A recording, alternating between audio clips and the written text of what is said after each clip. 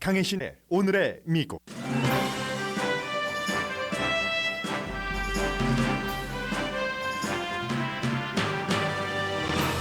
미국의 모든 언론은 윤석열 대통령 취임사에서 북한 언급한 것에 대해 주목합니다. 윤석열 대통령은 비핵화하면 대담한 경제 지원을 하겠다고 다짐했고, 미국 언론은 뒷부분 언급을 북한에 대해 강경한 입장을 다짐했다고 전합니다. 윤석열 대통령은 캠페인 당시 한국이 세계를 주도하는 국가가 돼야 한다고 강조했는데, 우크라이나 전쟁 이후 그 방향으로 나갈 수밖에 없는 입장에서 취임했습니다. 한국의 나토 가입 등도 이슈인데, 이 또한 중국이 경고까지 하면서 무척 싫어합니다. 미국에서는 오늘 웨스트버지니아와 네브라스카에서 트럼프 전 대통령이 지지한 후보가 출마하는 주목할 만한 예비선거가 치러집니다. 이자율 인상 이후 일반 주식보다 더 크게 내려가는 종목은 최근 한인들이 많이 투자하는 비트코인을 포함한 암호화폐입니다. 비트코인은 어제 하루에도 거의 110%가 내려가 6개월 전과 비교할 때 값이 반도 안 됩니다. 언론과 문화계에 주는 퓰리처상에서 최고 부문인 공공서비스상은 의사당 폭동 사건을 보도한 워싱턴 포스트가 받았습니다. 뉴욕타임즈는 중동에서 미국의 잘못된 공습으로 민간인이 피해를 입었다는 보도로 국제보도 등 4개 부분에서 상을 받았습니다. 필리핀 국민은 1980년대에 쫓아낸 독재자 마르코스의 아들 페르디난드 봉봉 마르코스 주니어를 필리핀 대통령으로 선출해서 미국에서도 큰 뉴스입니다. 그의 부통령 러닝메이트는 독재자인 히언 두테르테 대통령의 딸입니다.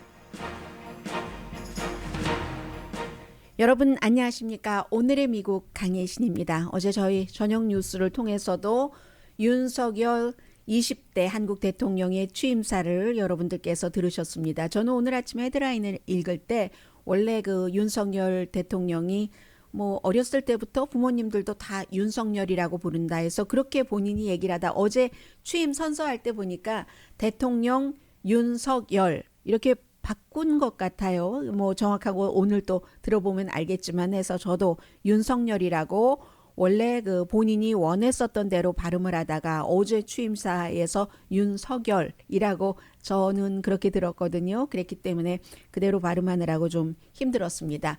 이 취임사를 보면서 바로 그 본인의 이름을 그렇게 얘기한 것 그리고 세계적인 것을 굉장히 강조를 했었고 자유라는 부분을 무척 많이 얘기를 하는데 한국 언론에서요. 그리고 또 보수에서 가장 중요하게 다루고 있는 것이 그 가치가 자유죠. 그런데 자유에 못지않게 인권도 상당히 많이 말했습니다.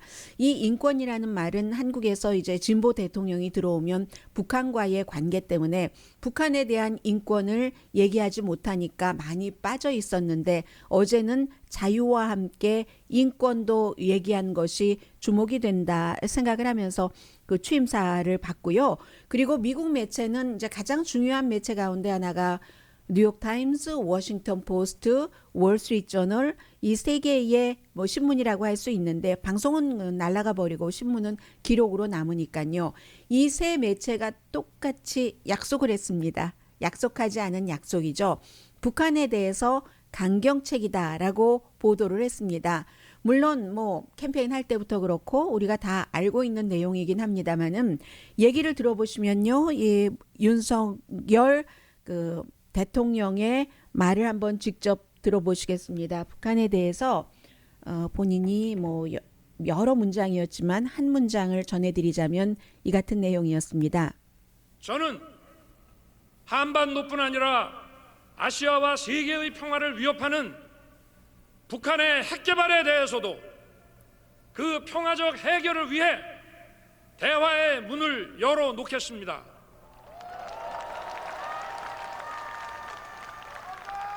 그리고 북한이 핵 개발을 중단하고 실질적인 비핵화로 전환한다면 국제사회와 협력하여 북한 경제와 북한 주민의 삶을 획기적으로 개선할 수 있는 담대한 계획을 준비하겠습니다. 네, 이제 미국 매체는 이 담대한 계획을 준비하겠습니다. 북한이 비핵화를 하면 한국과 세계와 같이 협조를 해서라고 얘기를 했는데 이 부분보다는 이제 비핵화 쪽에 훨씬 많이 앞에 얘기한 그런 부분에 대해 훨씬 많이 말했습니다.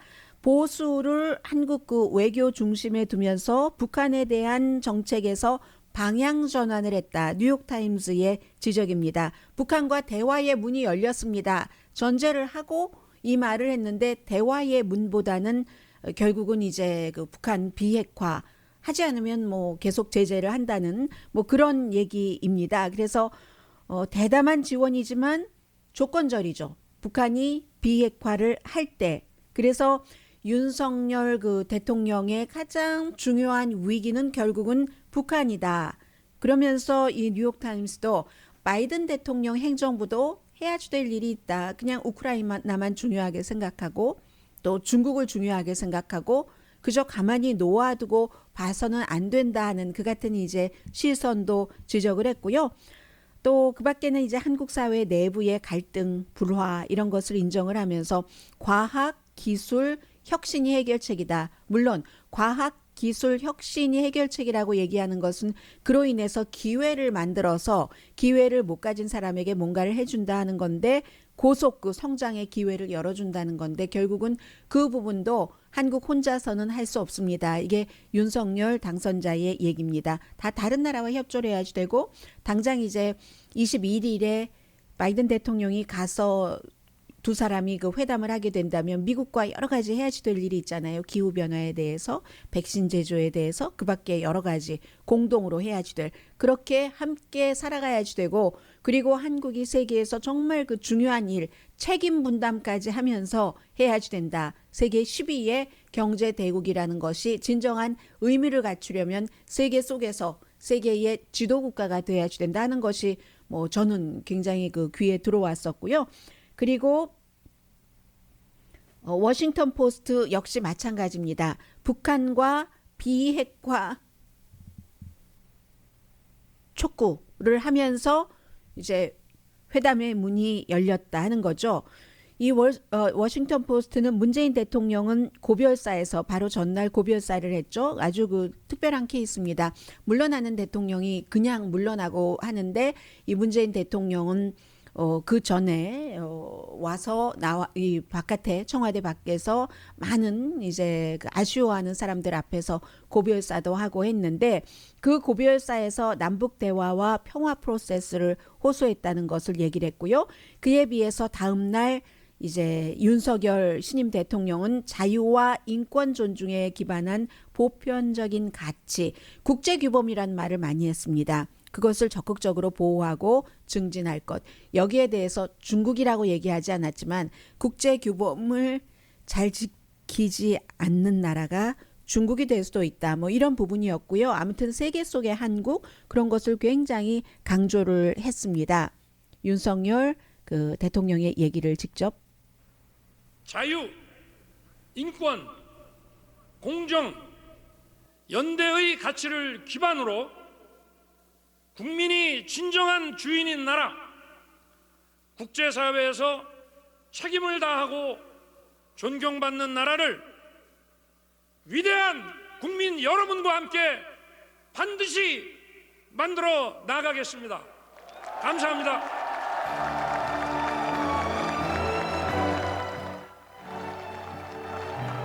네, 그리고 이제 제가 전해드리려고 했었던 부분을 빠뜨리고 편집을 했네요. 지금 말씀 들으신 게 그 자신뿐 아니라 다른 사람들을 위해서 자유와 인권을 확대하는데 이제 역할도 해야지 된다. 국제사회는 우리가 그렇게 하기를 기대합니다. 우리는 그 기대에 맞게 해야지 된다. 뭐 이런 얘기도 했고요. 이게 이제 워싱턴 포스트의 지적이었고요. 월스트리트저널 역시 마찬가지입니다. 비핵화를 하면 경제 지원을 하겠다. 아주 뭐 대담한 경제 지원이다. 이런 것을 그 제안을 했다고 하면서 북한에 대해서는 강경한 입장이다.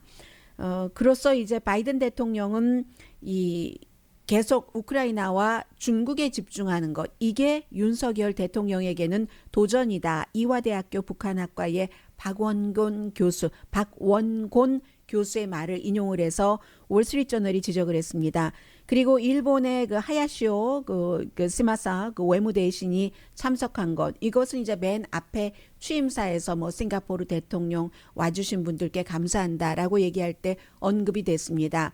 박근혜 전 대통령은 어제 제가 그 전에 그 스케줄대로 말씀을 드렸는데, 문재인 대통령 부부 바로 그 전임 대통령이기 때문에 의자 꽃도 앞에 이렇게 놓고 화려하게 만들어 놨습니다. 오히려 현 대통령 좌석에는 꽃이 없었던 것 같은데요. 있었던가요? 그리고 박근혜 전 대통령은 같은 맨 앞줄 나란한 줄인데 문재인 대통령 부부와는 거리를 뒀습니다. 그래서 박근혜 전 대통령은 해외 대통령 이렇게 일본 외무대신 이런 사람들이 앉아 있는 쪽에 맨 앞줄에 같이 있었고요. 이제 그런 것, 그 일본의 하야시오 시마사 외무대신이 일본의 정치인으로서는, 고위 정치인으로서는 지난 4년 만에 처음으로 한국을 방문한 고위 그 정치인이다 하는 지적도 했고요. 기시다 후미오 총리의 서신을 갖고 와서 나중에 취임사가 끝나고 나서 따로 윤석열 대통령에게 전했다고 월스트리트저널이 보도를 하고 있습니다. 아산정책연구소의 최은미 연구원은 참 일본과 관계를 개선하기를 원하는데, 북한 문제라든가 여러 가지에 대해서. 그런데 일본에서도 그렇고 한국에서도 그렇고 반환하는 일본 사람들, 반이라는 한국 사람들, 그 감정을 넘지 못하면 절대로 국민적인 공감대 없이는 이 기본 입장에서 나갈 수가 없다. 대통령이라 할지라도 국민의 입장. 그런데 한국에서는 지난 5년 동안 반일 감정이 많았던 게 사실이죠. 그래서 그 점을 월스트리트저널이 지적을 합니다. 또한 중국의 경우는 사드 배치를 한다. 지금 이 입장은 약간 변한 것 같기도 하고요. 그런 것 때문에 중국은 그 사드를 배치하면 우리를 염탐한다. 꼭 한국이 미국과 안보적으로 가깝게 더욱 가까운 동맹이 되는 것 이외에도 우리를 염탐한다 하는 의미에서 중국이 싫어하잖아요. 그런 부분들 지적을 하면서 월스트리트저널도 역시 북한에 대해서는 강경책을 나갈 것이 분명하다 하는 것을 강조를 했습니다. 그리고는 이제 지금 세계화의 문제를 윤석열 그 대통령이 많이 얘기를 했는데, 이 부분에 대해서는요, 사실은 문재인 대통령 당시에 신청을 해놨던 겁니다. 2019년도에 나토가 주도를 하고 있는 사이버 협력 방위센터, Cooperative Cyber Defense Center for Excellence라는 이 조직에 신청을 했는데 아직까지 받아주지 않았거든요. 그런데 최근에 나토가 받아줬습니다. 그래서 이제 그 가입을 하게 됐고, 이것은 중국이라든가 북한이 사이버 해킹 등으로 굉장히 많은 이득을 보고 있잖아요. 그래서 그런 여러 가지에 대비를 하고 서로 훈련도 하고 하는 건데, 여기에 가입을 승인을 했기 때문에 한국이 아시아에서 최초로 나토에 가입하는 국가가 될 것인가, 이 부분이 지금 굉장히 중요하고요. 중국은 굉장한 어조로 비난을 했습니다. 그래?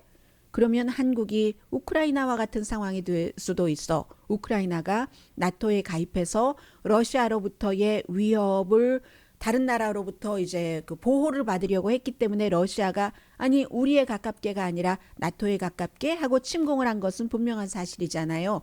중국이 똑같이 그렇게 경고를 했습니다. 4월 29일에 중국은 우리와 러시아와의 협력 관계는 너무나 대단하다 하는 것을 다시 한번 확인을 하고요. 그렇게 하고 한국에 경고를 했습니다. 그리고 이 한국은 한국, 일본, 호주, 또 뉴질랜드가 6월 달에 마드리드에서 열리는 나토 회의에 참가국으로 초대를 받았죠. 해서 이제 이 점이 주목되는 것이고요. 우크라이나는 러시아의 공격을 받지 않기 위해서 나토에 가입하려고 그렇게 노력을 했는데 실패했고 러시아의 공격을 받았는데, 한국은 핵을 갖고 있지 않기 때문에 핵을 갖고 있는 북한을 의식을 해서 결국은 이게 나토 가입의 수순인가. 그리고 시작은 이 윤석열 신임 대통령이 아니라 문재인 전임 대통령이 나토가 주도하는 다른 기구에 신청을 먼저 해놓은 것이고요. 또 하나는 이제 유럽 연합과의 공통적인 어떠한 그 협력 같은 것. 한국은 일본보다도 더 유럽연합이 일본을 한국보다 조금 더 중요하게 생각할 수 있죠. 무역의 거래량이라든가 이런 것을 볼 때. 그런데 일본에 비해서도 정치적인 것 그리고 안보, 경제 이 세 가지의 중요한 유럽연합의 협정을 다 체결한 국가는 일본이 아니라 한국입니다. 그런데 유럽연합도 러시아가 우크라이나를 침공하고 나서 한국과 더 가깝게 오려고 하는 거죠. 그리고 심지어 이제 인도와도 경제 협력을 따로 체결하려고 하고 해서 이러한 것들 유럽연합에 한국도 액체 그 연료를 공급을 했잖아요. 그 러시아에서 많이 수입하지 못하면서 바이든 대통령이 뭐 한국이라든가 터키라든가 이런 나라의 협조를 요청을 했고 문재인 대통령 당시에 그렇게 그 유럽연합에 그 같은 에너지를 뭐 지원을 하기도 했습니다. 그래서 나토와의 관계, 유럽연합과의 관계 이런 것들이 이제 윤석열 그 대통령 직무를 시작하면서 더 어느 쪽으로 갈 것인가. 결국은 미국과 일본과 관계를 증진하면서도 그런데 이게 힘든 일이죠. 너무나 힘든 일이죠. 그래서 이제 사우스 차이나 모닝 포스트가 며칠 전에 지적을 했습니다. 아니 어떻게 중국에게 화를 면하면서 그런 일을 하기가 쉬운가. 뭐 중국과의 무역 거래를 조금씩 줄이면서 동남아시아로 확대를 해서 그 빈 공간을 메운다는 것이고 우크라이나 전쟁 이후에 한국은 이 안보 문제 때문에 나토와 가깝게 가고 아무튼 도전이 많은 거죠. 유럽연합과도 자유무역 등으로 가깝게 하려고 하면은 이게 힘든 거죠. 왜냐하면 중국과 거래하는 품목이 다르고 유럽연합과 거래하는 품목이 다르기 때문에 중국과 한국은 노동력을 기반으로 해서 수입을 할 때도 값싼 제품. 유럽에서는 비싸지만 중국에 없는 사치품. 이런 것들 때문에. 그래서 아주 어려운 국제 환경에서 윤석열 대통령이 취임했습니다.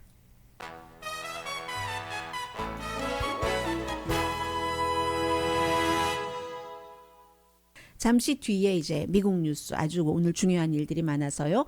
바이든 대통령 제가 윤석열 대통령 취임사를 전해드리느라고 말씀 못 드렸는데 지금 연설하고 있습니다. 인플레이션을 어떻게 잡을 것인가 하는 것에 대해서요. 잠시 뒤에 뵙겠습니다. 라디오 서울 방송 오늘의 미국 듣고 계십니다. 바이든 대통령이 인플레이션을 어떻게 잡는가 하는 것에 대해서 기자회견을 하고 있는데요. 제가 지금 그 텔레비전 연결이 안 돼서 인터넷으로 하기 때문에 약간의 그 시차는 있을 겁니다. 아마 텔레비전으로 보고 계시는 분이라면은요. 좀 얘기를 들어볼까요? 네. And I need to get 60 votes to be able to even pass them. Number one. Number two, I think that you know they're not focused. All they're focused on, understandably, is the problem they're facing. 네, 항상 그 공화당은 지금 무엇이 문제인가 하는 그 문제적인 거기에 포커스를 두지만 실제로 이 문제를 해결하는 우리가 지금 처하고 있는 이런 것에는 조금 좀 미온적이다라는 것. 그러니까 집권당으로서 야당이 못하고 있다는 얘기를 하고 있습니다. 그래서 지금 미국의 경제 자체는 굉장히 도전이라는 것은 인정을 하고 있고요. What's going on? Like, the reason why 30% of the inflation last year is because automobiles cost more. Why'd they cost more? They couldn't get the computer chips to make them. People were making a lot more money. They wanted to buy the automobiles. They couldn't buy them because the costs went up so high. 네, 인플레이션의 그 많은 부분이 예를 들어서 그 지금 공급망으로 제대로 오고 있지 않은 그 칩 같은 것 그런 것 때문이라고 얘기를 하죠. 그래서 돈이 임금이 올라도 자동차를 살 때 그 자동차 칩이 모자라고 하니까 자동차도 부족하고 해서 굉장히 많이 올라가는 이런 부분에서 인플레이션이 많이 그 차지를 하고 있다라고도 얘기를 했습니다. And that's understandable no matter what their background. But right now, it's confusing. There's a war in Ukraine. And they're scratching their heads like, what the heck is Russia doing? Should we be helping? They think we should be helping the innocent Ukrainians. But what impact does that have? Do you think the average person, whether they have a PhD or they or have any other job, sits and thinks, wow, there's thousands of tons of grain in elevators in Ukraine. They can't get out of 네, Ukraine. 결국은 이제 우크라이나에 대해서 이제 미국이 돕는 거 이런 것들도 마찬가지로 알고 계시는 것처럼 뭐 우크라이나에서 그 곡물을 이제 다시 그 수입할 수 있게 된다던가 평화적으로 해서 뭐 이런 것을 강조를 하고 있는데 이 점은 오늘 젤렌스키 대통령도 우크라이나가 오데사가 공격을 받았습니다. 오데사는 동쪽의 돈바스 지역과는 영 반대쪽에 있는 서남 쪽입니다. 크림반도보다도 더 서쪽에 있는데 그 흑해의 항구죠. 여기서 이제 곡물 같은 것들이 밖으로 나갈 수 없으니까 이걸 좀 어떻게 해달라라고 얘기를 하고 있는 것이고 미국이 지금 처하고 있는 이 인플레이션 같은 것은 세계적인 전쟁 또 공급망 이런 것으로 인해서도 생기는 것이다. 그러니까 뭐 대통령 자신이 잘못해서 꼭 인플레이션이 발생하는 것은 아니라는 뜻이 숨어 있기도 하죠. drive less, to take public transport? Well, if you ever raised a family like mine, you don't have to tell them. 네, 이제 그런 부분으로 지금은 이제 대통령이 할 말하고 기자들의 질문을 받고 있는데 기자들의 질문을 받고 대통령이 답변을 한다고 이 인플레이션이 해결되는 게 아닙니다. 오늘 바이든 대통령이 기자회견을 한 그런 그 이유는 이 인플레이션이 일어나는 그 많은 그 외적인 요소 같은 것들도 얘기를 하고 그런 것들이 그 풀어질 때 인플레이션도 줄어들 수 있고 또 이제 공화당도 여기에 협조를 해야 된다. 뭐 이런 얘기요. 뭐 그런 얘기. 공화당 얘기 나오면 항상 바이든 대통령이 빼놓지 않는 것이 공화당 대통령이 트럼프 전 대통령 당시에 굉장히 세금을 많이 그 부자에 대한 세금을 줄여줬다. 이런 것이 경제와 어떻게 연관이 되는가 하는 것 등등도 얘기를 하고 있습니다. 네, 그리고 이제 자신의 그러니까 현 행정부의 바이든 행정부의 경제 정책은 이 인플레이션이나 경제에 도움이 되지 해가 되는 게 아니다. 확신한다 나의 정책을 이런 그 국민들을 좀 안심시키기 위한 그런 얘기를 하기 위해서 바이든 대통령이 오늘 아침에 이제 기자회견을 자청했고요. 기자회견이라기보단 국민에게 주는 메시지라고 할까요? 오데사 흑해 항구를 뭐 아주 그 좀 발전이 된 그런 그 미사일 공격으로 러시아가 했기 때문에 뭐 쇼핑몰도 부서지고 또 뭐 호텔도 부서진 정도가 아니라 뭐 거의 파괴됐던데요. 그런 상태라고 얘기를 하고 있고 또 푸틴에 대해서는 역사를 수정하고 있다. 어제 전승 기념일의 한 연설에 대해서 그런 얘기를 했고 오늘 아마 연방 하원은 추가로 400억 달러를 거의 400억 달러네요. 398억 달러를 지원하는 것에 합의를 했다고 발표를 했습니다. 바이든 대통령은 330억 달러를 요청을 했거든요. 그런데 연방 그 하원이 민주당이 다수당이죠. 대통령의 요청보다 더 많이 해주는 겁니다. 그리고 그 가운데 200억 달러 이상은 우크라이나에 대한 군사 지원입니다. 상원은 또 상원 나름대로 새로운 안 340억 달러 이것도 바이든 대통령이 요청한 것보다 많네요. 그 정도 그래서 이 가운데서 34억 달러가 인도주의적인 차원 그렇기 때문에 상원이나 하원에서 지금 마련하고 있는 모든 것들이 결국은 군사적인 지원이 훨씬 많습니다. 우크라이나에 하는 지원이 그리고 바이든 대통령도 보다 빨리 무기를 그 공급하겠다 하는 것을 계속 그 서약을 하고 있고요. 이게 이제 우크라이나 사태. 지금 벌써 우크라이나를 러시아가 침공한 지 77일째입니다. 오늘 77일째입니다. 그리고 미국의 중요한 내용을 좀 말씀드리자면 이제 그 미국의 정치 전쟁 예비 선거가 시작됐기 때문에요. 공화당이 예비 선거로 굉장히 분열되어 있습니다. 트럼프 전 대통령이 지지를 하는 사람들이 생기는데 트럼프 전 대통령이 지지하는 기준은 아주 딱 두 가지 아니면 한 가지라고도 말씀드릴 수 있는데 공화당 의원 가운데서도 1월 6일 의사당 폭동 사건에 대해서 이걸 조사해서 역사가 철저히 밝혀서 그 순수한 역사로 남겨야지 된다라고 주장하는 공화당 정치인들은 무조건 떨어뜨리기 위해서 그렇지 않은 반대의 시각을 가진 그런 후보들을 공식적으로 지지해 오고 있습니다. 이게 이제 웨스트 버지니아에서 일어나고 있는 일인데 웨스트 버지니아 2지구의 연방 하원 의원 선거 데이빗 맥킨리와 알렉스 무니 두 사람 다 현재 하원 의원이에요. 그런데 지금 계속 지역구 조정이 있어서 이 두 사람이 겹치는 데서 나오기 때문에 한 사람만 당선될 수 있는 겁니다. 그런데 데이빗 맥킨리 의원은 제가 좀 전에 말씀드린 대로 뭐 의사당 의회 조사의원회에도 찬성을 했고 그러자 알렉스 무니 의원은 그거 안 돼. 저 사람은 절에서 떨어져야지 돼. 라고 지지하니까 트럼프 전 대통령이 지지할 사람은 당연히 무니 의원이죠. 또 바이든 대통령의 기간 산업안도 지지를 했거든요. 맥킨리 의원이. 그러니까 안 된다는 겁니다. 해서 과연 두 사람 가운데 누가 이길 것인가? 민주당의 웨스트 버지니아가 바로 연방 상원 의원 조 맨신, 민주당이지만 공화당 같은 상원 의원이잖아요. 그 의원은 데이빗 맥킨리 의원을 지지를 했습니다.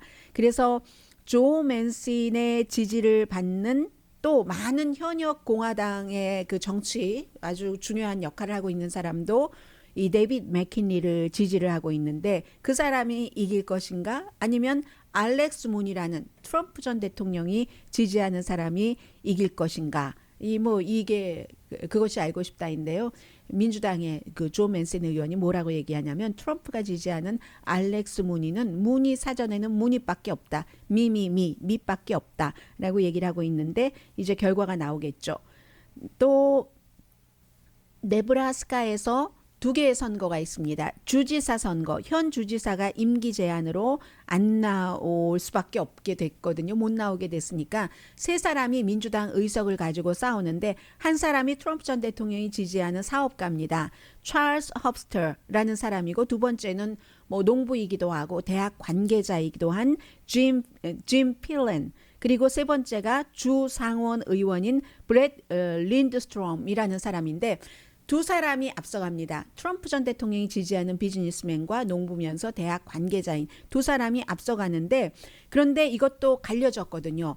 트럼프 전 대통령은 찰스 헵스터라는 이 그 비즈니스맨을 지지하지만 현 주지사는 농부면서 대학 관계자인 짐 필런 후보를 지지합니다.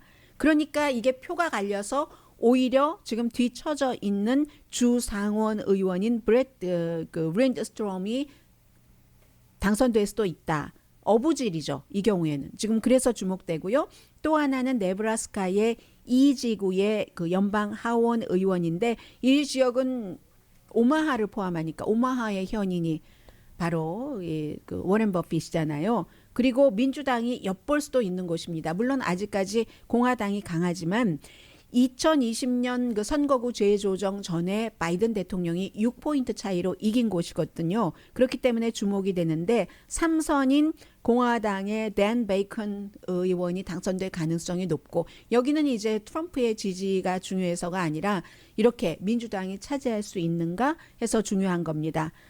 그런 것이고요. 자, 이렇게 됐고 대체적으로는 지금 선거에서 공화당이 민주당과 다른 점은 민주당은 이번에 연방 그 대법원이 수십 년 지속해왔던 낙태 합법화를 반대하고 주정부로 넘겨서 미국에서 반 이상의 주에서 당장 낙태가 불법화된다고 하니까 이걸 가지고 여성의 권리 그리고 어떻게 공화당이 지명을 하고 임명이 된 그런 연방 대법관들이 정치적이 돼버렸다. 이거 안 돼. 공화당 아주 틀렸어 라고 얘기하면서 낙태를 이슈로 가져가려고 하고 공화당은 이슈를 다른 데로 돌리려고 합니다.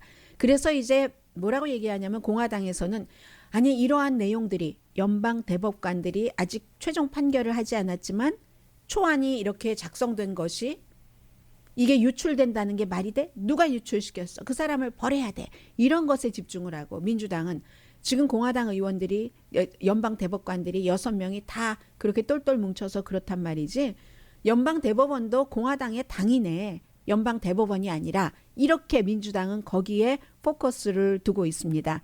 그래서 사무엘 얼리토라는 초안을 쓴 사람 73년도 그때도 잘못됐고 이 낙태 권한에 다시 그 판결을 한 90년대 초에도 잘못됐고 초안을 쓴 이 사람이 집 앞에 지금 시위대가 너무 많습니다. 그러니까 어제 그 상원에서 오늘이네요. 상원에서 연방 대법관 가족을 보호하는 경찰이 보호할 수 있는 이 같은 안을 만장일치로 오늘 통과시켰습니다. 그래서 연방 대법원에 마샬이 필요하다고 판단하면 9명의 대법관과 대법관 가족들 그리고 다른 연방 대법원에서 일하는 공무원의 직계 가족들을 경찰이 보호할 수 있도록 했는데 텍사스주의 공화당인 존 코닌 상원 의원이 발의를 했습니다. 하원으로 이제 넘어가는데 사무엘 얼리또 그 연방 대법관 집 앞에 보니까 완전히 뭐 벽돌로 펜스를 친 건 아니지만 펜스가 아주 높게 쳐 있었고요. 시위대들은 촛불 시위를 어제도 했는데 연락이 불가능하니까 우리가 집 앞으로 올 수밖에 없습니다. 지금 이런 얘기를 하고 있습니다. 또 하나는 연방 그 하원에서 트럼프 전 대통령이나 마이크 펜스 부통령을 1월 6일 의사당 폭동 사건과 관련해서 조사 대상으로 삼을 수가 있다. 그래서 이 내용은 어떤 사람은 괜히 뭐 불러봤자 트럼프 전 대통령 괜히 뭐 별 얘기도 나오지 않고 절차만 아주 이상하게 엉키게 할 가능성이 높다고 하고 또 다른 의원들은 그 필요 없이 전 그 대통령과 전 부통령 필요 없이 우리는 충분한 증거가 있다. 트럼프 전 대통령이 영향을 미쳤고 또 심지어 개입까지 했다는 뭐 트럼프 전 대통령의 측근들이 뭐 주변에서 회의도 하고 백악관에서 미팅도 있고 했으니까는요. 그렇게 얘기하는 사람이 있고 아니면 더 단단하게 하기 위해서 이 두 사람도 불러야지 된다 하는 사람들이 있답니다. 이건 이제 민주당이 주도를 하니까 조사를 민주당 사이에서의 의견 차이이고요. 1,000명 정도를 지금 인터뷰를 했으니까 트럼프 전 대통령을 빼고는 가족들은 큰아들, 사위, 뭐 딸 다 조사를 받았죠. 하원에서 오늘 상원은 아니고요. 하원에서 스태프들이 노조 결성이 가능하게 되는 그런 투표를 합니다. 저임금을 받고 장시간 일을 한다 해서 하원의 스태프이 9,000명이라네요. 하원 의원 435명인데 그럼 몇 배가 됩니까? 뭐 스태프들이 많잖아요. 한 의원당. 그리고 의원들 한 사람 한 사람이 입법기관인 것처럼 이 노조도 마찬가지예요. 그 의원 사무실마다에 다 다른 게 있기 때문에 일반 노조와는 조금 다르고요. 스태프들의 91%는 우리 어떠한 장치가 필요하다. 뭐 비일 내기에도 적은 돈을 받고는 일주일에 50시간, 60시간 일을 한다. 이런 얘기를 하는데 노조가 결성이 돼도 봉급과 혜택에 대한 협상 허용은 안 된다고 하니까 뭐 어떠한 그 내용인지는 잘 모르겠습니다. 어쨌든 낸시 펠로시 하원 의장이 민주당이니까 올해 9월 새로운 회계 연도가 10월 1일부터 시작이 되니까 그때부터는 최저 연봉을 45,000달러로 인상한다 하고 발표를 했고요. 상원은 상원 나름대로 달리하고 그리고 미국에서도요. 인턴이 봉급을 받은 게 의사당에서 2018년부터입니다. 그 이전에는 거기서 인턴으로 하는 것조차가 어떠한 이력, 대단한 이력이 되기 때문에 봉급도 안 줬어요. 그래서 노예제라고 착취한다고 많이 얘기를 했잖아요. 2018년부터 인턴들에게 이제 돈을 주고 있습니다. 그러면 이것도 또 뭐 돈 경제적으로 감당할 수 있는 집의 자녀만 의사당에서 인턴으로 일할 수 있다는 얘기가 되잖아요. 이런 일들이 미국에서 있고요. 잠시 뒤에 암호화폐 퓨리처 상에 대해서 좀 말씀드리겠습니다.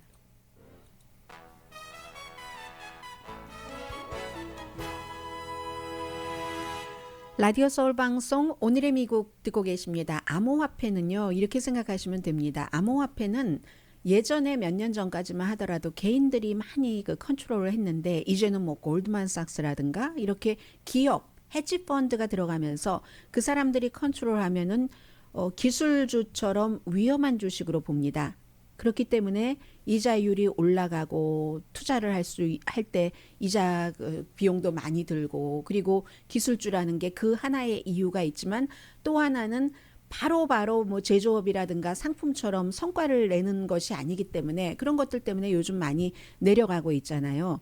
이 암호화폐는 그보다 더하면 더했지 덜하지는 않습니다. 요즘 돈 관련은 이자율 인상 이후에 그리고 주변 환경도 굉장히 복잡하고 어수선하니까 달러만 올라가는 거죠. 비트코인이 뭐 일요일보다도 10%가 하락해서 어제 31,075달러 70센트였거든요. 11월 달 최고였을 때는 67,802달러. 그때보다 54% 줄어들었습니다. 반도 안 되는 거예요. 이더리움도 2286달러 10센트 월요일보다 뭐 거의 10% 정도 내려갔습니다. 그래서 암호화폐 가격에 아주 그 민감한 11개 종목으로 구성된 골드만삭스의 골드만삭스 배스켓 같은 경우도 어제 14% 폭락했습니다. 그리고 이제 지난 그 기준을 비슷한 시기에 S&P 500가 15% 하락했고 나스닥이 27% 하락했고 6개월 동안이에요. 그랬을 때 이 골드만삭스의 배스켓 68%가 내려갔습니다. 엄청 많이 내려갔죠. 그런 현상. 그래서 금리 인상이 있을 것이다 하면서 이미 암호화폐는 정체되기 시작했는데 일반 주가의 손실보다도 훨씬 손실이 크다. 뭐 배상금이나 기업 그 이익을 내지 않는 이런 투자는 항상 금리가 올라갈 때는 최악이라는 건 말씀드리고요. 퓨리처 상을 좀 말씀드리는데 이것은 퓨리처 상을 어느 매체가 받았다 해서 전해드리는 게 아니라 그런 일이 있었지 하고 한번 되돌아보게 되고요. 우리가 요즘은 가짜 뉴스가 하도 많으니까 그러니까 필리핀에서도 마르코스의 아들이 뭐 아버지가 잘못한 걸 아들이 다 뒤집어 써야 되는 건 아니지만 우리 아버지 잘못하지 않았다라고 얘기를 하니까 그런데 그 가짜로 막 해서 당선이 됐잖아요. 그와 마찬가지로 가짜가 판을 치는 시대에 어떻게 이 매체가 신뢰를 받는가 하는 것을 말씀드리기 위해서도 전해드리는데요. 가장 퓨리처 상에서 중요한 것이 그 퍼블릭 서비스, 공공 서비스 최고의 왕이죠. The Attack이라는 제목으로 워싱턴 포스트가 1월 6일 폭동 사건 하는데 처음에 딱 before, during, after 하면서 사건이 일어나기 전에 의사당의 고요한 모습 그 중간에 그 당시에 그리고 그 after 이런 것을 쭉 취재를 한 게 받았습니다. 그리고 뉴욕타임스는 4가지를 받았어요. 하나는 뉴욕타임스의 기자가 쓴 non-fiction 소설인데 이것도 Invisible 보이든가요? 뭐 이렇게 제목이 돼서 사회와 연관되는 건데 국제적으로는 이러니까 미국인 거죠. 미국의 공습이 실패를 해서 그래서 아주 민간인 피해를 많이 낸 것을 폭로를 했는데 국방부가 발표한 것과 다르다. 이게 미국 언론입니다. 뉴욕타임스입니다. 중동에서, 시리아에서, 아프가니스탄에서, 이라크에서 드론 같은 것도 잘못 공습하는 경우 있잖아요. 그게 뉴욕타임스고 그리고 뉴욕타임스가 내셔널 거기서도 상을 받았는데 아주 그 경찰들과 소수인종과의 그 관계 그렇게 하고 경찰은 피해를 입지 않았다 하는 그런 내용이요. 또 하나가 뭐든가요. 또 하나가 비평 분야에서 이제 아프리칸 아메리칸에 대해서 잘 알 수 있는 것. 그리고는 이제 뉴욕타임스가 non-fiction 그 소설 부분에서도 그 전에 다른 것을 먼저 말씀드리면 사설 부분은 휴스턴 크로니클이 유권자의 억압 이런 것을 그 폭로를 하는 것. 텍사스에서도 그 투표권 같은 것 많이 있었으니까는요. 그 밖에도 너무너무 많죠. 뭐 사진이라든가 해설 이런 분야도 올해는 상을 많이 받은 게 사진하면은 의사당 폭동 사건에서 떠오르는 장면들이 계실 겁니다. 그리고 로스앤젤레스 타임스의 마커스 얌은 역시 속보 사진에서 의사당 그 공격 이미지로 상을 받았고요. 그런 내용들 우크라이나 기자는 특별상을 받았습니다. 그 위험한 데서도 보도를 하고 했었기 때문에 또 그 시사주간지가 아니라 뉴욕타임스의 그 앤드레아 엘리엇이 Invisible Boy라는 아주 도시에서 빈곤한 그런 생활을 하는 곳에서의 그 생존 뭐 희망이 있는가 하는 이런 부분이고요. 뭐 그밖에 드라마, 음악 이런 많은 부분에서 퓨리처상 올해도 이제 시상식이 있었습니다. 잠시 뒤에 필리핀 얘기 조금 전해드리죠.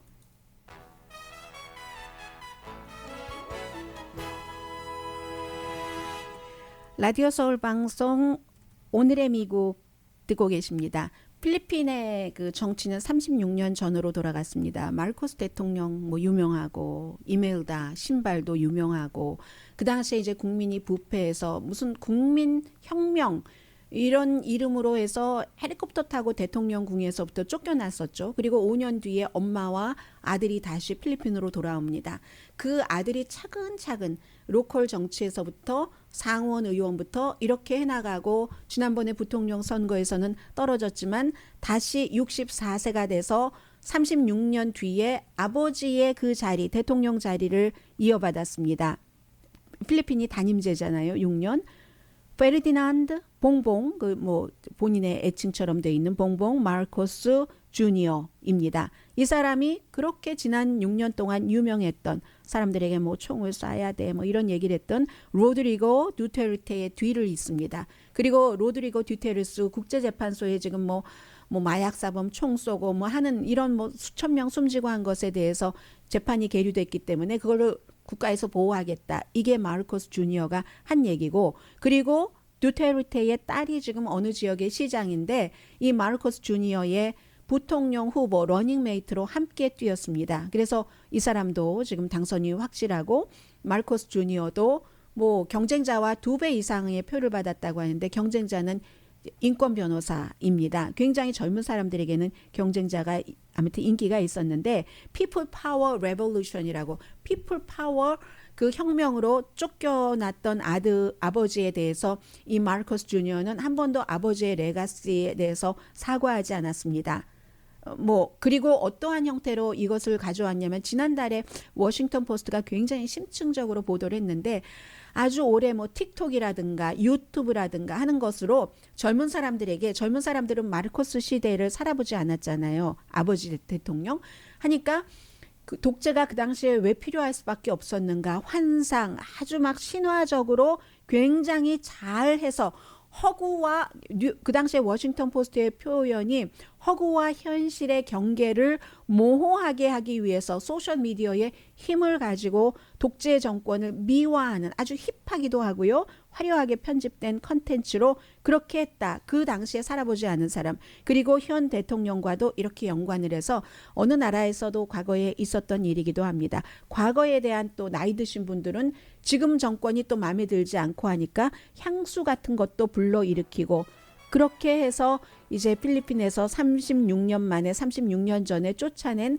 그 아버지의 아들을 지금 대통령으로 만든다는 겁니다. 그 마르코스 뒤에 이제 그 아퀴노 코라손이 있었고 했잖아요. 그런데 다시 이번 현 대통령으로 갔고 동남아시아에서 필리핀이 가장 오래된 민주주의인데요. 36년 전으로 돌아가는 것 같습니다. 강혜신이었습니다.